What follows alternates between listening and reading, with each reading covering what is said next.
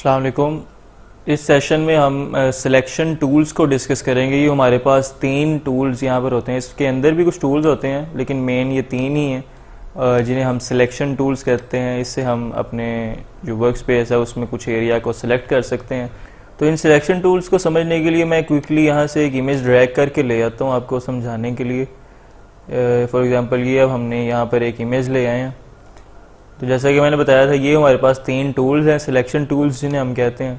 तो सबसे पहले हम पहले नंबर वाले को डिस्कस कर लेते हैं। रेक्टेंगुलर मार्की टूल ये कहलाता है और ये रेक्टेंगुलर फॉर्म में ऑब्जेक्ट को सिलेक्ट करने के लिए काम आता है। तो अब मैंने रेक्टेंगुलर मार्की टूल से आपके सामने इतना हिस्सा जो है वो सिलेक्ट कर लिया। तो अब इसका मतलब ये है कि इस पूरी लेयर पर सिर्फ इतना हिस्सा जो है वो एक्टिव है। मैं आपको समझाने के लिए यहाँ पे ब्रश टूल भी ले लेता हूँ, इससे आपको ज़रा आइडिया हो जाएगा कि मैं आपको क्या समझाना चाह रहा हूँ।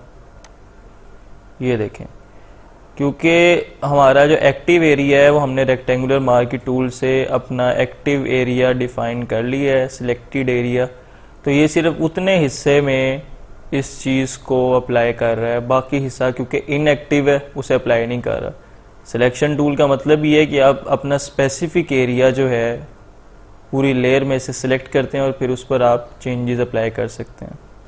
अच्छा, अगर आप अपनी लेयर में से कोई स्पेसिफिक हिस्से को सिलेक्ट कर लेते हैं, फॉर एग्जांपल जैसा अभी मैंने ये सिलेक्शन की भी हुई है, तो हम इसे न्यू लेयर में भी कन्वर्ट कर सकते हैं। यानी सिर्फ इतना हिस्सा जो है वो हमारे पास न्यू लेयर की सूरत में बन जाए। तो उसके लिए हम पहले सिलेक्ट करेंगे, जैसा कि मैंने कर लिया। उसके बाद कंट्रोल J दबा देंगे सिंपली। तो आप यहाँ पर देख सकते हैं इस बॉक्स में कि लेयर जो है वो ऐड हो गई है और ये देखें हमारे पास एक सेपरेट लेयर बन गई है लेयर 1 के नाम से। अच्छा, अगर आप पूरी लेयर को भी सिलेक्ट करना चाहते हैं तो वो किस तरह से करते हैं मैं आपको बता देता हूँ। आप कंट्रोल दबाएंगे और उस लेयर के जो थंबनेल है यानी ये जो इमेज होती है इस पर आप क्लिक करेंगे तो ये देखें उतनी लेयर आपको सिलेक्ट कर देगा। तो देखें मैंने कंट्रोल दबाकर उस लेयर के थंबनेल पर क्लिक किया तो जितना भी उस लेयर में हिस्सा था वो उसने सिलेक्ट कर दिया है। इसी तरह से हम पूरी लेयर को भी सिलेक्ट कर सकते हैं। जैसे नीचे है, इस पर हम कंट्रोल दबा के जब क्लिक करेंगे तो ये देखें यहाँ पर इसने पूरी लेयर को ही सिलेक्ट कर लिया। तो आप यहाँ लेयर 0 की इमेज में देखेंगे यहाँ पर पूरी इमेज आ रही है यानी पूरी लेयर। उसके बरक्स यहाँ पर आप लेयर 1 में देखेंगे क्योंकि हमने सिलेक्शन टूल से कोई स्पेसिफिक हिस्सा इसका सिलेक्ट किया था, तो यहाँ पर हमारे पास सिर्फ इतना हिस्सा ही लेयर 1 में मौजूद है।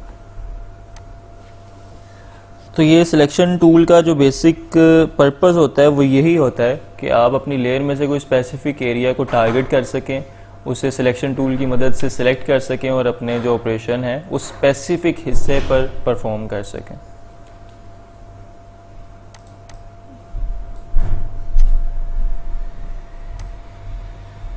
इसके बाद हमारे पास इलिप्टिकल मार्की टूल होता है यहाँ पर।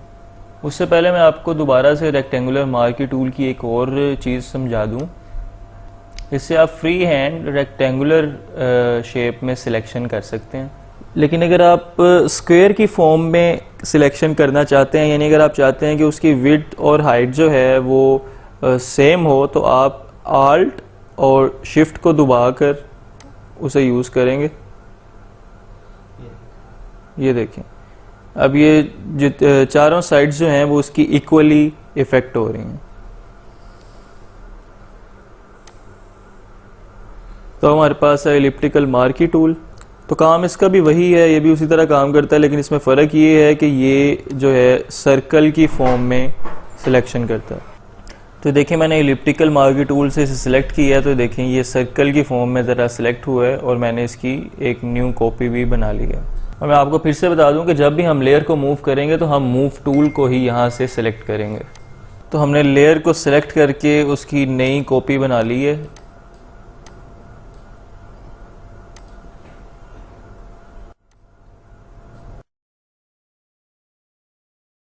लेकिन अगर मैं लेयर का स्पेसिफिक हिस्सा यानी जिस तरह से अभी मैंने सिर्फ इतने हिस्से को सिलेक्ट किया है तो उसे मैं कॉपी बनाए बगैर यानी उस लेयर की उस हिस्से की जो हमने सिलेक्ट किया है उसकी कॉपी बनाए बगैर अगर मैं मूव करने की कोशिश करूंगा तो आप ये देखें ये उसी लेयर में से एक तरह से क्रॉप कर देगा उतने हिस्से को।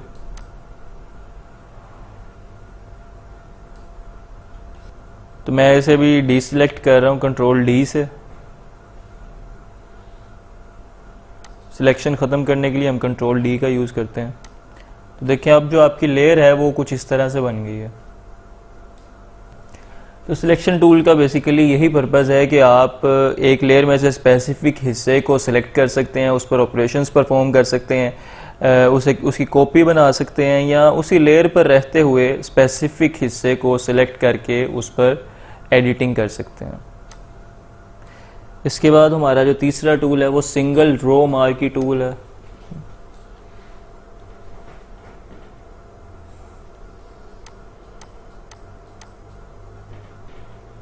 तो इससे सिर्फ एक पिक्सल की रो जो है वो सिलेक्ट होगी, यानी कि रो की शक्ल में सिलेक्ट करता है।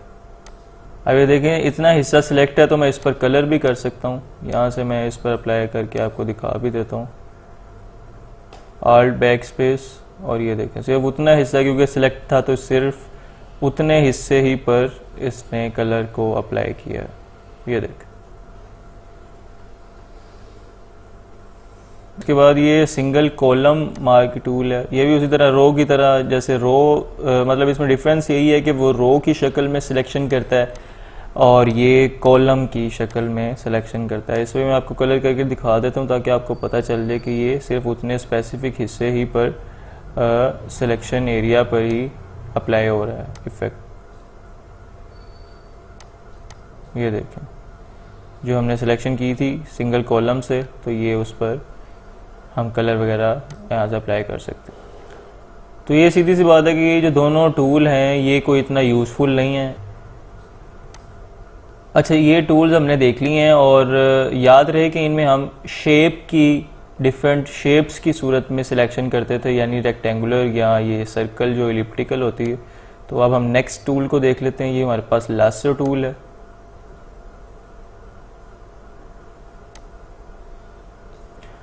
तो लासो टूल से आप फ्री हैंड सिलेक्शन कर सकते हैं, फ्रीली सिलेक्शन कर सकते हैं। आप क्लिक करेंगे और क्लिक को छोड़ेंगे नहीं, आप उसे ड्रैग करते जाएंगे। या आपने लेफ्ट क्लिक दबा कर करना है, इसे छोड़ना नहीं है आपने लेफ्ट क्लिक को।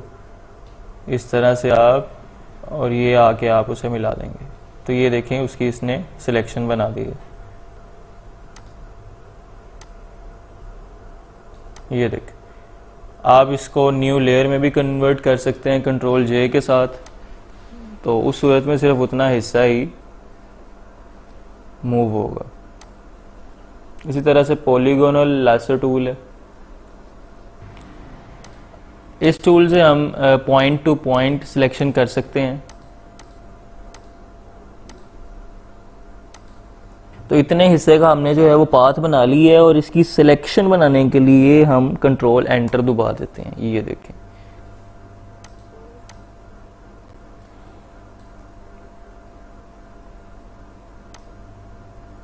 नेक्स्ट टूल हमारे पास है मैग्नेटिक लेसो टूल। तो मैग्नेटिक लेसो टूल कलर के हिसाब से आपकी सिलेक्शन करता है। तो देखिए जैसे कि मैं यहाँ पर क्लिक करता हूँ और क्लिक को छोड़ूंगा नहीं, उसे आगे ड्रैग करके लेकर जाऊंगा। तो देखें ये सिर्फ येलो हिस्से पर, येलो पार्ट जो है उसी पर सिलेक्शन कर रहा है क्योंकि ये कलर सेंसिटिव है, कलर के हिसाब से ये सिलेक्शन करता है। तो अब ये देखें इसी तरह मैं इसे आगे लेकर आ रहा हूँ तो इसका कलर क्योंकि ब्राउन है तो ये सिर्फ ब्राउन हिस्से को ही सिलेक्ट कर रहा है। इसी तरह ये ग्रीन है तो यानी ये कलर सेंसिटिव है, कलर को देखते हुए ये सिलेक्ट करता है।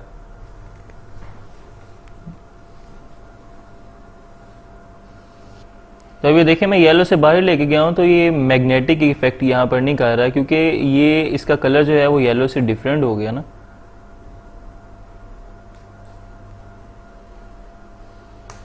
कंट्रोल एंटर से हम सिलेक्शन बनाते हैं और ये देखें इस तरह से।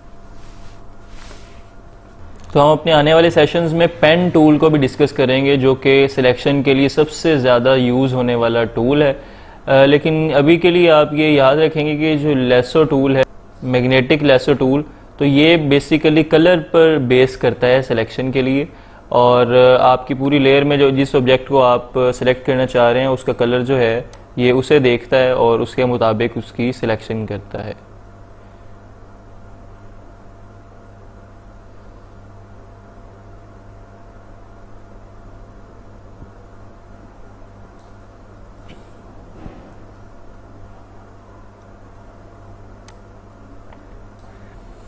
तो नेक्स्ट हमारे पास जो टूल है वो क्विक सिलेक्शन है, और क्विक सिलेक्शन भी कलर के हिसाब से जो है वो सिलेक्शन करता है।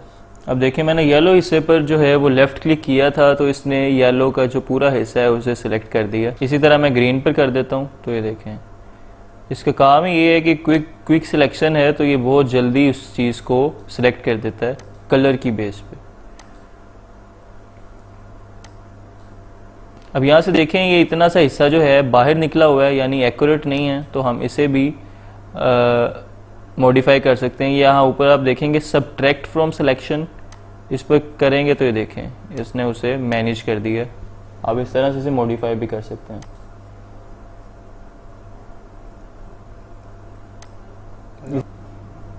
तो अगर आपकी सिलेक्शन जो है वो आउट हो गई है तो ज़रूरी नहीं कि आप यहाँ पर हर बार आके इसे सिलेक्ट करेंगे, आप आल्ट दबा कर भी उसे सिंपली ये सब्ट्रैक्ट कर सकते हैं और अपनी मर्ज़ी से मैनेज कर सकते हैं। तो जैसे ही आप आल्ट छोड़ देंगे तो ये सिंबल आपका दोबारा प्लस पर आ जाएगा इस तरह से।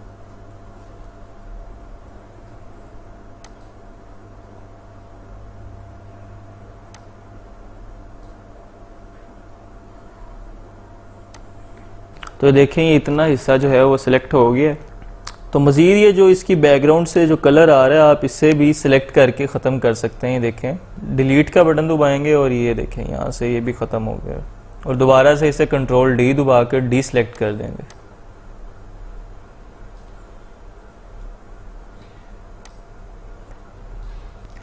तो नेक्स्ट हमारे पास जो है मैजिक वेन टूल है। ये भी बहुत मज़े का और इंटरेस्टिंग टूल है। आप इसे यूज़ करते हुए किसी भी कलर पर क्लिक करेंगे तो ये उस इमेज में जहाँ जहाँ पर वो वाला कलर होगा उसे सिलेक्ट कर देगा। तो इसकी यहाँ पर टॉलरेंस भी दी गई है, तो आप इसे अपनी मर्ज़ी से जो है कम या ज़्यादा भी कर सकते हैं। जितनी आप टॉलरेंस रखेंगे उस हिसाब से सिलेक्ट करेगा। तो मैं इसका आपको मतलब भी ज़रा समझा देता हूँ ताकि आपको मज़ीद बेहतर तरीके से समझ आ जाए कि मैं आपको क्या समझाना चाह रहा हूँ।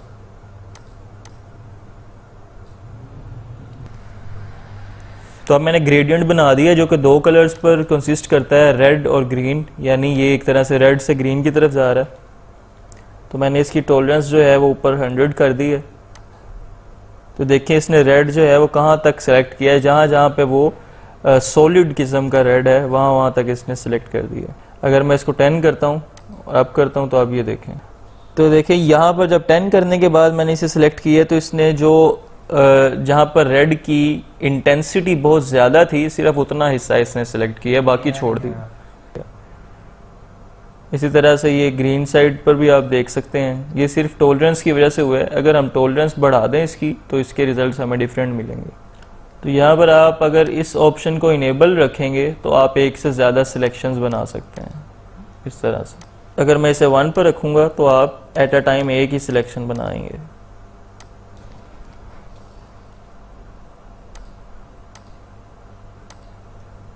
ये देखें टॉलरेंस बढ़ाने की वजह से बेसिकली ये डिफरेंस आया है।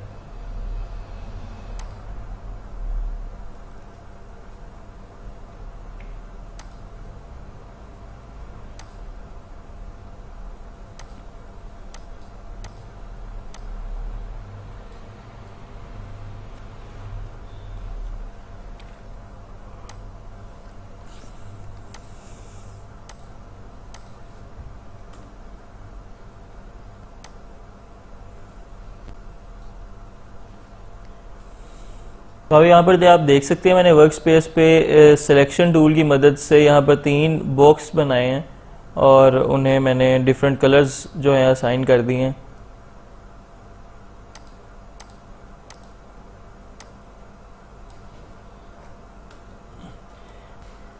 इसी तरह एक और मैंने यहाँ पर एक ऐड कर दी है। अब यहाँ पर मैंने मैजिक वेन टूल लिया है। अब मैं इस रेड को सिलेक्ट करता हूँ तो देखें इसने ये साथ वाला रेड है इसे भी सिलेक्ट कर लिया। हालांकि ये दोनों डिफरेंट एंटिटीज़ हैं, ये डिफरेंट हैं, आपस में मर्ज नहीं कर रहे, लेकिन क्योंकि ये मैंने आपको बताया था कि ये ज़रा कलर सेंसिटिव होता है और ये चेक करता है कि आप जिस हिस्से को यूज़र सिलेक्ट कर रहा है वो आपकी पूरी लेयर में कहीं और भी मौजूद है। अगर कहीं और होगा तो उसे भी सिलेक्ट कर लेगा, जिसकी एग्जांपल ये भी आपके सामने है। अगर आप चाहते हैं कि अगर ये कहीं ये वाला कलर कहीं और है और ये उसे सिलेक्ट ना करे, यानी जितना हिस्सा आप सिलेक्ट कर रहे हैं सिर्फ उतना ही करें, तो उसके लिए आप यहाँ पर कॉन्टिगुअस जो है इस बॉक्स को आप इनेबल कर देंगे और अब आप क्लिक करेंगे तो देखें इसने साथ वाले बॉक्स को सिलेक्ट नहीं किया, हालांकि उसका कलर सेम है। अगर मैं इसे अनचेक करके करता हूं तो फिर देखेंगे, देखें इसने दोनों को एट अ टाइम सेलेक्ट कर लिया है कलर की बेस। और मैं दोबारा से आपको बता दूं कि जब भी आप कुछ सिलेक्शन बनाते हैं तो आप उसे बाद में डीसिलेक्ट भी करते हैं, तो उसके लिए हम कंट्रोल डी का यूज करते हैं सिलेक्शन को खत्म करने के लिए, सिलेक्शन को डीसिलेक्ट करने के लिए। उसकी एक और ऑप्शन यहाँ पर आपको ऊपर भी मिल जाती है, सिलेक्ट वाले टैब में ये डीसिलेक्ट लिखा हुआ है और देखें आगे उसकी शॉर्ट की भी मेंशन है कंट्रोल डी।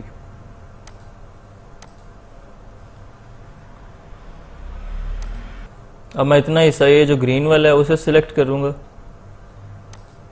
यहाँ पर एक ऑप्शन है इन्वर्स की, उसकी शॉर्टकट की है शिफ्ट कंट्रोल आई। मैं शिफ्ट कंट्रोल आई जो है वो प्रेस करता हूँ। अच्छा, पहले तो ये था कि सिर्फ ग्रीन कलर जो है वो एक्टिव था, लेकिन अब हमने क्योंकि इस पे इन्वर्स की कमांड अप्लाई कर दिया तो अब ग्रीन कलर को छोड़ के बाकी पूरी लेयर जो है वो एक्टिव हो चुकी है। देखें सिर्फ ग्रीन पर नहीं ये अप्लाई होगा क्योंकि ग्रीन इस टाइम एक्टिव नहीं है, बाकी पूरा हिस्सा जो है वो एक्टिव है। ये किस वजह से हुआ है? ये हमने इन्वर्स की कमांड जो है अप्लाई की है उस वजह से हुआ। तो होप्स हो कि आपको ये सिलेक्शन टूल्स जो हैं वो समझ आए होंगे। अभी के लिए आपको मैं यही बताऊंगा कि सिलेक्शन टूल का काम आपकी लेयर में से स्पेसिफिक हिस्से को सिलेक्ट करना है और सिलेक्ट करने के बाद आप उस स्पेसिफिक हिस्से पर कोई ऑपरेशन परफॉर्म कर सकते हैं, कोई कलर वगैरह उसे कर सकते हैं। इसके और भी कुछ यूजेस हैं वो हम आने वाले सेशंस में